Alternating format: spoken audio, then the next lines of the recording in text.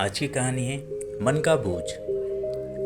एक बार की बात है जब गुरु अपने शिष्य के साथ घूम रहे थे। उन दोनों ने ब्रह्मचर्य की शपथ ले रखी थी।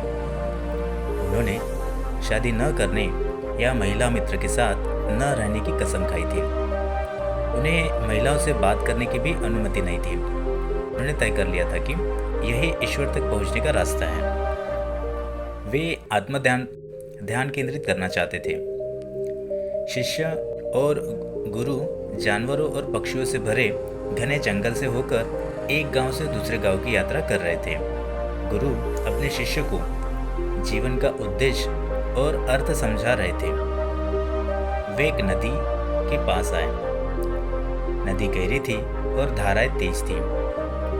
गुरु और शिष्य बहुत मजबूत तैराक थे और उन्होंने फैसला किया कि वे नदी तट के दूसरी ओर तक तैर कर जाएंगे।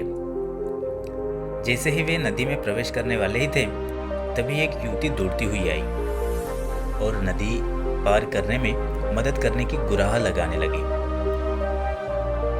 गुरु ने बिना किसी हिचकिचाहट के उस महिला को अपने पीठ पर बिठा लिया और नदी के उस पार तैर गए। महिला ने उन्हें धन्यवाद दिया और चली गई। उसके बाद शिष्य और गुरु काफी देर तक मौन रहे। वे एक दूसरे गांव में पहुंचे जिनके लिए वे निकले थे और उस दिन के लिए निवृत्त होने वाले थे। अंततः शिष्य ने उनसे वह सवाल पूछ ही लिया जो नदी से गांव तक पैदल चलने के दौरान पूरे समय उन्हें परेशान करता रहा था।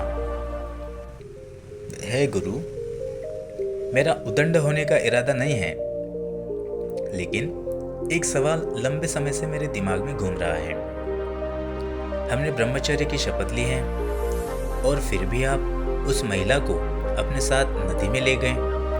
क्या यह हमारे सिद्धांतों के खिलाफ नहीं है?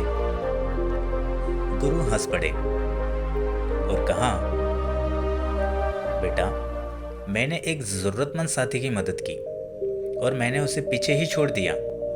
सिर्फ आप ही हैं जो उसे अपने सिर पर बिठाए हुए हैं। शिष्य को अंततः एहसास हुआ कि प्रतिज्ञा के सटीक शब्द मायने नहीं रखते, बल्कि आत्मा मायने रखती है और हमारे विचार हमारे ऊपर मौजूद किसी भी अन्य शारीरिक बोझ से भी बड़े बोझ है।